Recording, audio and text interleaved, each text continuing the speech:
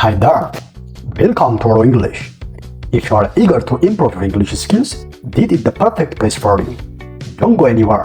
Interact with our engaging lessons, helpful tips and fun exercises. Alone. Good. Say it with me. Do it alone. Say it again. Through hell and high weather. Through hell and high weather. Your speech doesn't hold water.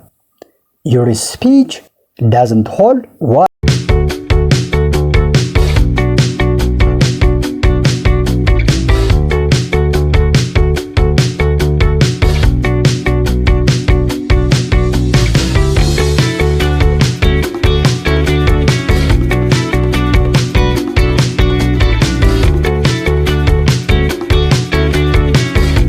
Let's go.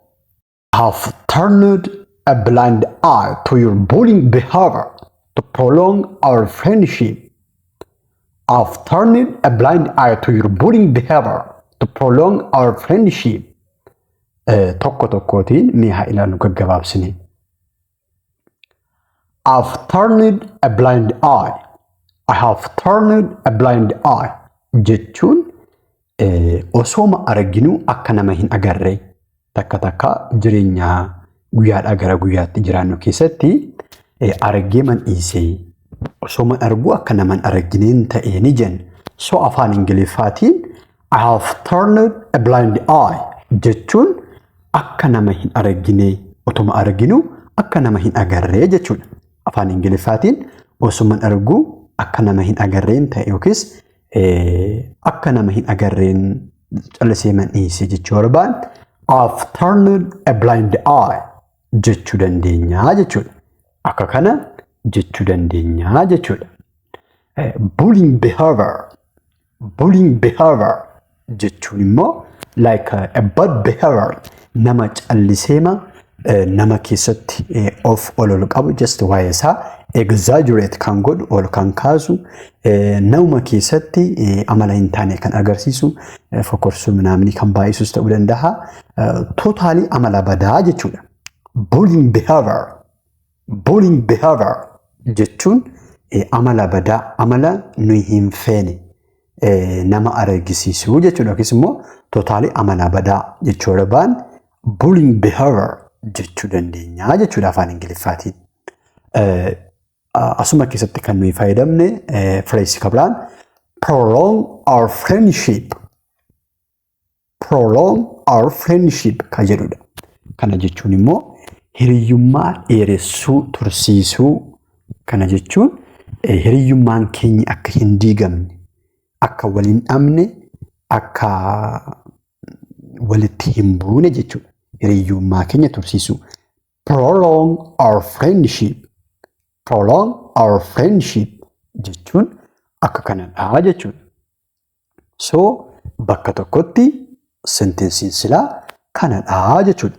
I've turned a blind eye to your bullying behavior to prolong our friendship.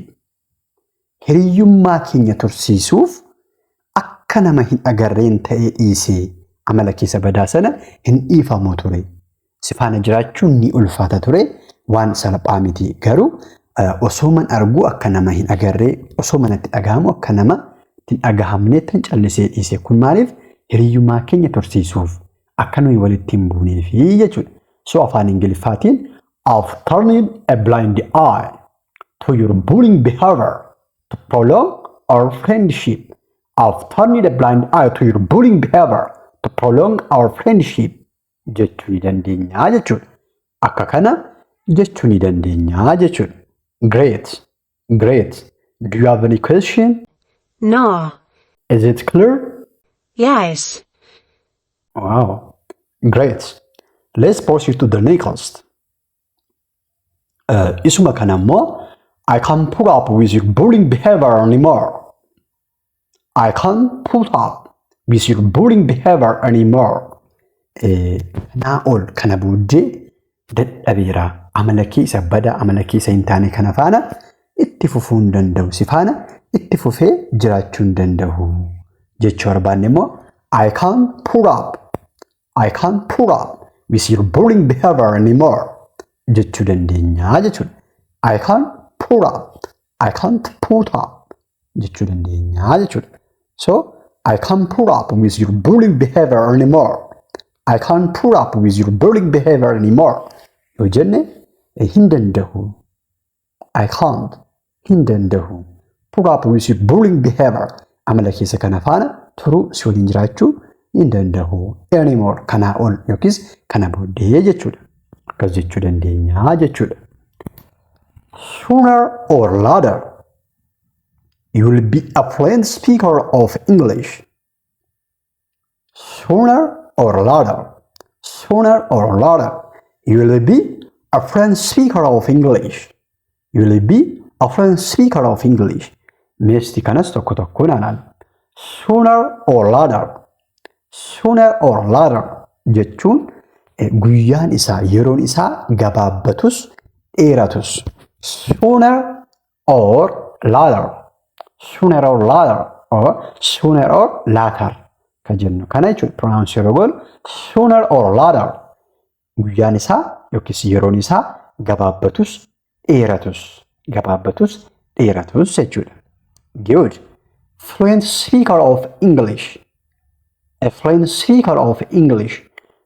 Nama afaan Ingiliffaa akka sirriitti dubbatu jechuudha. Akka nativeetti like fluently nama dubbatu jechuun akka sirriitti bareechee jechuudha. So fluent speaker of English jechuun afaan Ingiliffaa sirriitti dubbachuu yookiis bareechee dubbachuu jechuudha. So bakka tokkotti sooner or later you will be a fluent speaker of English yeroo jennu yeroon isaa yookiis guyyaan isaa gabaabbatus dheeratus ati afaan Ingiliffaa sirriitti dubbachuun kee hin hafu. Like hopefully you will be a fluent speaker of English isa jennudha jechuudha. Ati akkatti akkas gootu hin shakku abdiin qabaa jechuu barbaanne guyyaan isaa immoo dheeratus gabaabbatus jechuu barbaanne bifa kanaan ibsuu dandeenya jechuudha. Like suma hopefully jennee akkuma haasofni sanadha jechuudha. Kun garuu yeroo specify goonirra yoo gabaabbates yoo dheerates jennee yerootti daballeerra malee sanumadha jechuudha annisaa. Ideaansaa. So sooner or later you will be a fluent speaker of English jechuun guyyaan isaa gabaabbatus dheeratus ati afaan Ingiliffaa sirriitti yookiis bareechitee dubbachuun kee hin hafu ni dubbatta bareechitee jechaa jirraa jechuudha. Akkana jechaa jirraa jechuudha. Great. Mee isin immoo yeroon isaa gabaabbatus dheeratus ishee fuudhuun koo hin hafu. Ishee fuudhuun koo yookiis ishee haadha manaa godhachuun koo hin hafu. Yeroon isaa gabaabbatus dheeratus ani ishee fuudhuun koo hin hafu jechuu yoo barbaanne afaan Ingiliffaatiin maal akka jennu deebii keessan komentii jalatti nuuf barreessaa. Leave your answer in the comment section. Afaan Ingiliffaatiin maal akka jennu deebii keessan komentii jala nuuf kaa'aa. Akkuma kanammoo waan ati gochaa turte tokkoon isaa jechuudha. Waan ati raawwachaa turte laayifii dabarsan keessatti jechuudha. Waan ati gochaa turte osoo man arguun dhiisaa ture malee hin argine nan see'ini. Malee hin agarre nan see'ini si argaan ture. Otoo man arguummoo dhiisaan ture malee waan ati gochaa turte tokkoon isaa argaan ture jechuu yoo barbaanne afaan Ingiliffaatiin maal akka jennu isa kanas deebii keessan komentii jala nuuf kaa'aa. Oro English, your perfect choice. Thank you for being the valuable community for this Oro channel. Don't go anywhere. Stay tuned with us. See you again. Bye bye.